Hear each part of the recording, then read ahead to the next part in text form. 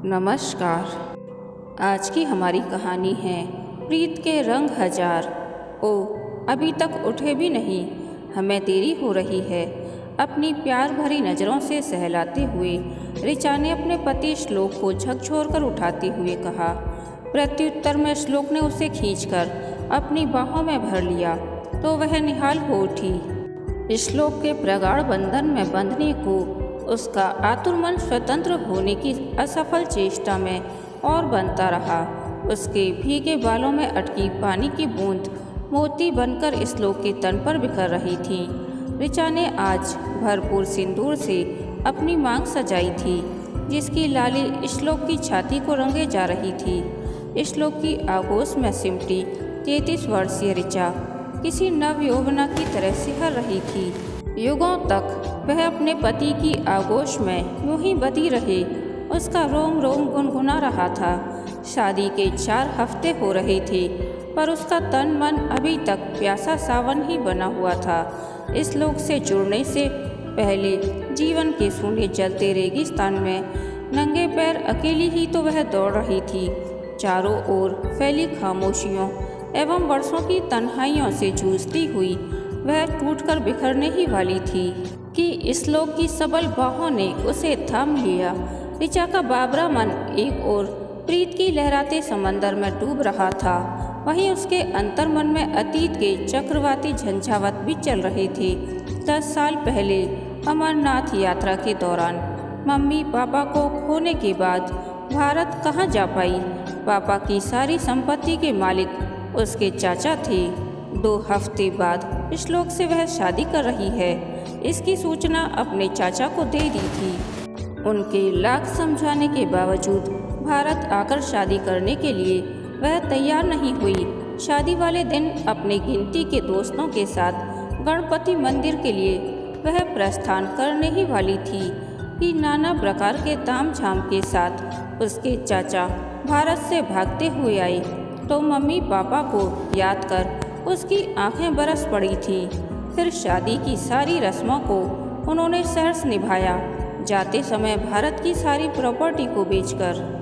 जो एक्सचेंज लाए थे श्लोक को आशीर्वाद के रूप में थमा गए। हनीमून के लिए वे स्विट्जरलैंड गए। वहाँ की खूबसूरत वादियों का दोनों ने खूब आनंद उठाया।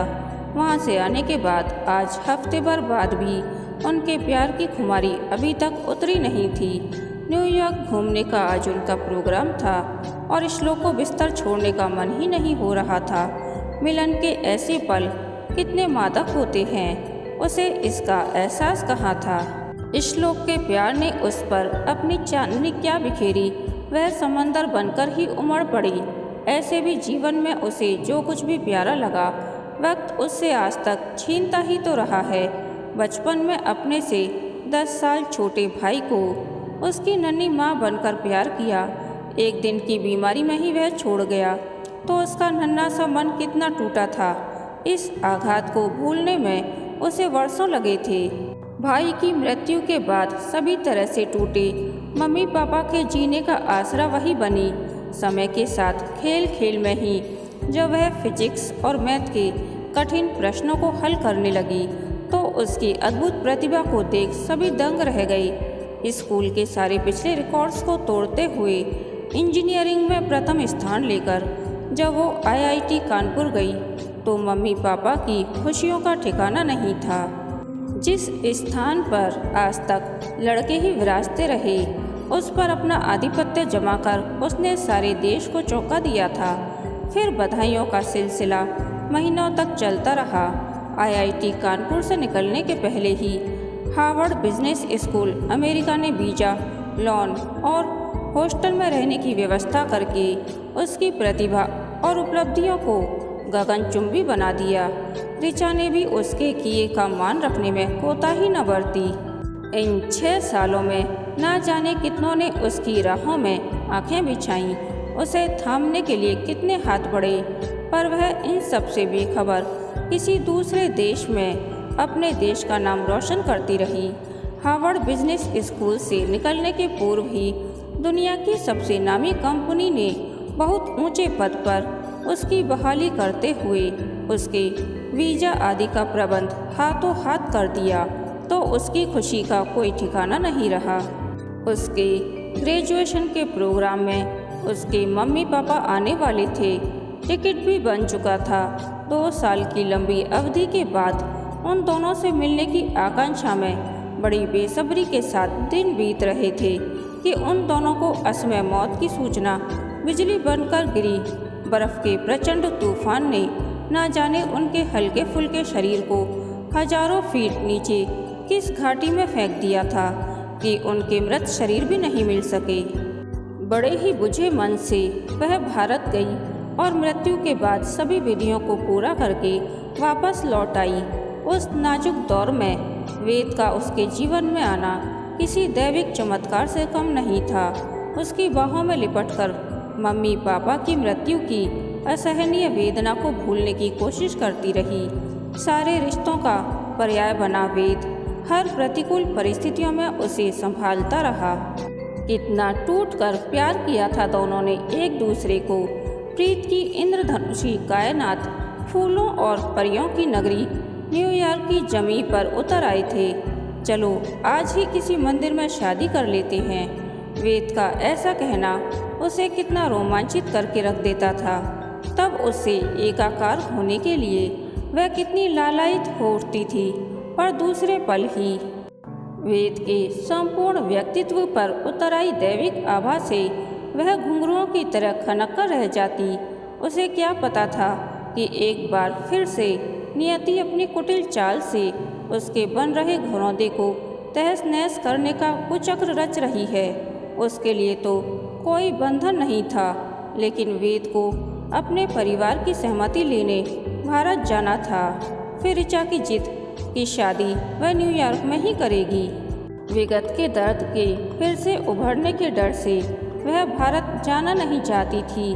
प्रीत के हजारों रंग में रंगकर अपने वेद की परिणीता बनने की चाहत को वह इसी दूसरे देश की जमीन पर जीना चाहती थी, जिसमें दुख दर्द का एक नन्हा झरोखा भी उसे स्वीकार नहीं। वेद ने भी उसके कहने का मान रखा और अपनी माँ को मनाने के लिए अकेले ही भारत जाने के लिए निकल पड़ा। भावुक मन से ऋचा ने वेद को विदाई दी। मात्र 1 हफ्ते के लिए भारत गया वेद जब हफ्तों नहीं लौटा तो वह बुरी तरह तड़प उठी। भावावेश में आकर हडसन नदी में कूदकर प्राणांत कर लेना चाहा, लेकिन पुलिस की नज़रों में आ जाने के कारण वह ऐसा नहीं कर सकी। बाद में न्यूयॉर्क में रह रहे उसी के समाज के द्वारा उसे ज्ञात हुआ कि अपनी माँ की अंतिम इच्छा को पूरी करने के लिए वेद को उनके बचपन की सहेली की बेटी रत्ना से शादी करनी पड़ी। कुछ कहने सुनने का समय ही नहीं बचा था। इधर उसने रत्ना के गले में मंगलसूत्र बांधा और उधर उसकी माँ ने अंतिम सांस ले ली। ऋचा को खोकर वेद भी कहाँ जीवित रह गया था। ऋचा का सामना वह किसी भी हालत में नहीं करना चाहता था।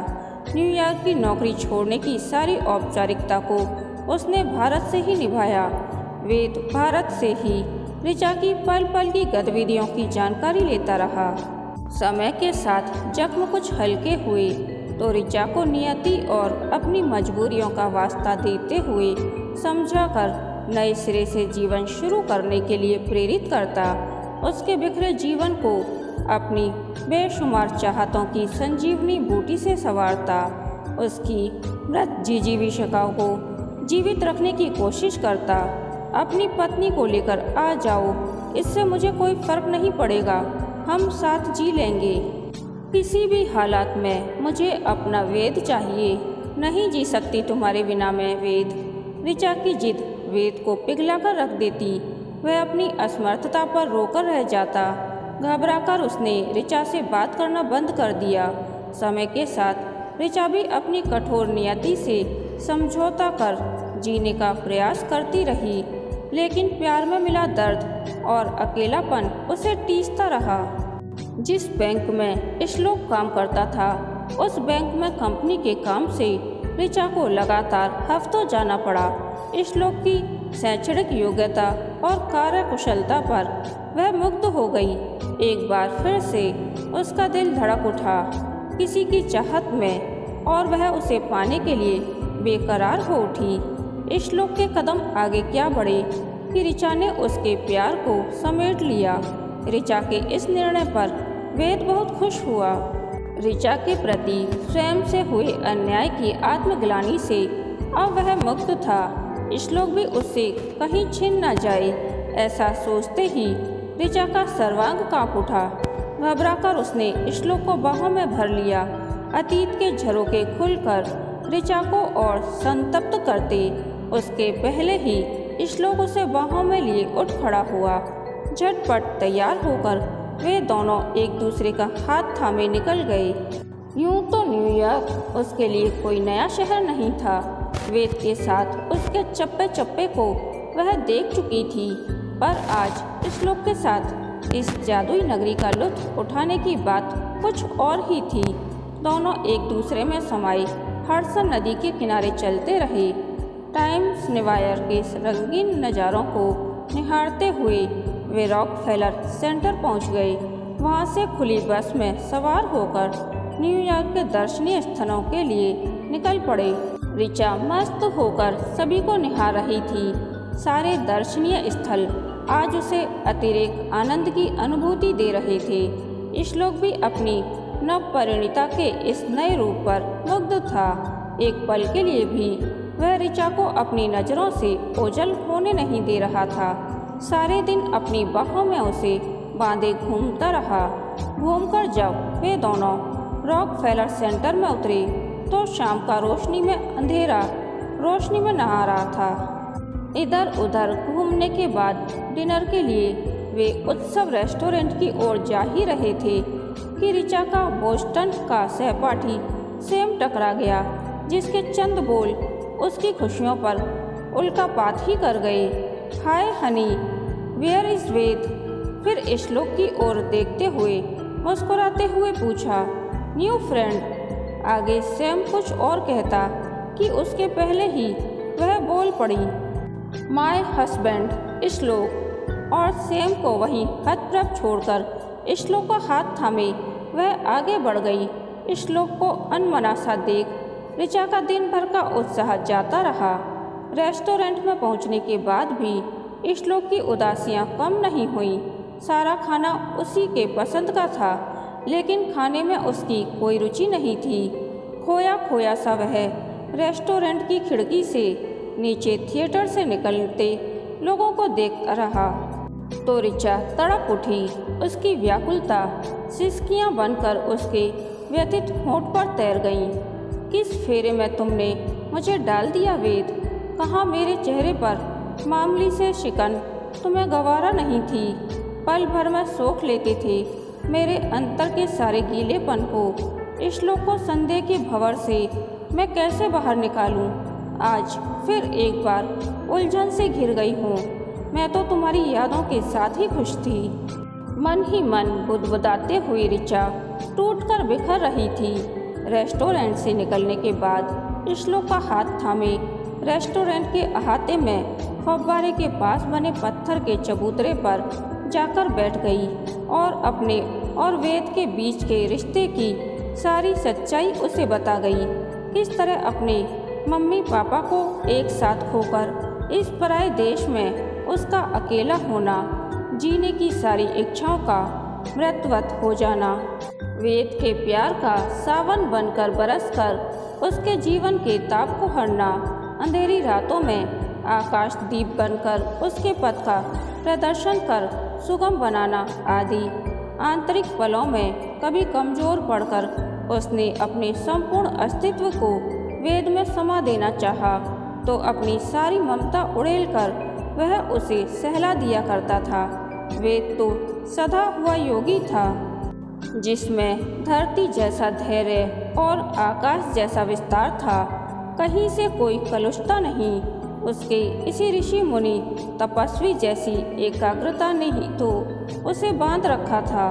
मेरे जीवन की देहरी पर देव का उतरना मानो सपनों के सावन का ठहर जाना था। सांसों में जैसे खुशबू का मौसम ही समा गया हो। दिन तितलियां बनकर उड़ते थे। मैं बावरी बनी इतरा उठी थी अपने सुख सौभाग्य पर। किसे भूलती है वो पहली दस्तक, वो पहली आहट, वो पहला प्यार जो शीत की स्याह रातों में मिला हो। बिखरी प्रीत की केसर गंध को भूल पाना कहीं से भी आसान नहीं होता है। श्लोक, जानते हो श्लोक, जीवन की गहनतम घटनाएं किसी अनजान क्षण में हो जाती हैं। घोर पीड़ा की शुरुआत सदा रहस्यपूर्ण होती है, पर उसकी अनुभूति स्पष्ट होती है। उसका अंकुर कब, कहाँ, कैसे फूटता है पता नहीं चलता, क्योंकि इसके लिए परिस्थितियां हमें चौकन्ना होने नहीं देती। ऐसे तो दुख तमाम जीवनदायिनी शक्तियों का केंद्र हैं। जीवन में यह नहीं हो तो जीवन के औचित्य पर ही प्रश्न खड़ा हो जाए। यही दुख जीवन से विमुख करने वाली तमाम शक्तियों का भी मूल कारण है। जीवन में केंद्र से परिधि और परिधि से केंद्र की ओर व्याप्त सभी शक्तियाँ दुख के अनंत सागर में चक्कर लगाती सी दिखती हैं, और हम सभी इसी व्यूह में फंसे हुए हैं। ये तो सभी जानते हैं कि दुख सबको मांसता है। कहते हैं जब दुख से भर जाओ तो अपने दिल की गहराइयों में उतरकर देखो, शायद उल्लास का कारण वही हो जिसके लिए तुम रो रहे थे। वही उल्लास बनकर वेद मेरे जीवन में अवतरित हुआ। वेद की परिणीता बनने के लिए मुझे मंगलसूत्र और सिंदूर की कोई आवश्यकता नहीं थी। कितना अपार था उसका प्रेम, शब्दों में तो उसे कभी बांध ही नहीं पाई, फिर जीवन में उसे कहाँ और कैसे बांध पाती। वेद जैसे व्यक्ति की आराधना की जाती है। श्लोक, इन सच्चाइयों के साथ अगर मैं तुम्हें स्वीकृत हूँ तो ठीक है, वरना तुम मेरे सारे बंधनों से आज़ाद हो। कहते हुए आज भी उसके जीवन में हर रिश्ते का पर्याय देव ही है। संशय की नींव पर खड़ी रिश्ते की यह इमारत उसे किसी भी हालत में स्वीकार नहीं करते हुए अंतर की सारी वेदनाएं उसकी पलकों पर घनीभूत होकर बरसने ही वाली थीं कि झटके के साथ उठकर अपने दृढ़ कदमों के साथ सड़क के किनारे की भीड़ में खो गई। उसे आज इस बात का बड़ा संतोष था कि श्लोक उसके जीवन के कटु पर मधुर सत्य से अवगत हो चुका है, जिसे उसने कितनी बार हिम्मत करके उससे कहना चाहा था, लेकिन उसे खो देने के डर से कह नहीं पाई थी। संत पैट्रिक चर्च में जाकर मोमबत्तियां जलाईं। आज के दिन की आखिरी मंजिल यह चर्च था, जहां डिनर के बाद श्लोक के साथ वह आने वाली थी। हर दिन के भय के सलीब को वहीं पर छोड़ हल्की फुल्की होकर वह वहां से निकल गई। अनमनी होकर टाइम स्क्वायर की चकाचौंध में सड़कों पर इधर उधर घूमती रही। उसके अंतर्मन के अंधेरे जब वहां की चमचमाती रोशनी को झेल नहीं सके तो वह रॉकफेलर सेंटर में आ गई। फूलों की झाड़ियों की ओट में बनी पत्थर की उसी बेंच पर जा बैठी जहां वह अक्सर वेद के साथ बैठा करती थी। यह और बात थी कि आज उसकी पीठ पर फिसलने के लिए वेद का प्यार भरा हाथ नहीं था। फिर भी कस्तूरी मृग की तरह उसकी खुशबू, उसकी मौजूदगी को वह महसूस कर रही थी। आँखों से सावन भादों भी बरस रहा था। अचानक अपनी पीठ पर किसी का स्पर्श पाकर उसने सिर उठाया तो श्लोक को अपने बगल में बैठे देख चौंक गई। कहाँ मुझे छोड़कर यूं अकेली चली आई? तुम्हारे और वेद के रिश्ते की सारी सच्चाई का पता मुझे था। वेद ही ने तो बताया था। जब मेरे मन में किसी प्रकार का संशय ही नहीं था तो मैं तुमसे उसकी तहकीकात क्या करता। रिश्तों के अवलोकन में वेद जिस ऊंचाई पर आसीन है वहां मैं पहुंच ही नहीं सकता ऋचा। दुख इसी बात का है कि इधर तुम जैसी जीवन संगनी पाकर मैं निहाल हूँ, पर वेद को क्या मिला? कितनी खामोशी से नीलकंठ बनकर सबके जीवन का हलाहल पी रहा है। तुम्हारे प्रति उसके निश्चल प्यार का प्रतिदान बनकर ही तो मैं तुम्हारे जीवन में प्रविष्ट हुआ हूँ। कुछ नहीं हूँ मैं सिवाय वेद के प्रति तुम्हारे प्यार का प्रतिदान के, या यूँ कहो तुम दोनों के पावन रिश्ते का प्रतिदान ही तो मैं हूँ। वेद में अगर ऋचाएँ हैं तो कहीं न कहीं श्लोक भी अवश्य ही होगा। हम दोनों के प्यार का प्रतीक ही तो वेद है। अगले महीने ही वेद का आशीर्वाद लेने हम दोनों भारत जाएंगे। इतना चकित व खुश होगा वह अचानक हमें यूं आया देखकर, कहते हुए ऋचा की आंखों से बहते हुए आंसुओं को अपनी हथेलियों में समेटते हुए श्लोक ने उसने अपनी बाहों में भर लिया तो फिर ऋचा भी रुक नहीं सकी। सारे गिले शिकवे को भूलकर श्लोक की बाहों में समा गई। कहानी के अंत तक बने रहने के लिए धन्यवाद। यह कहानी आपको कैसी लगी प्लीज़ कमेंट करके बताइए।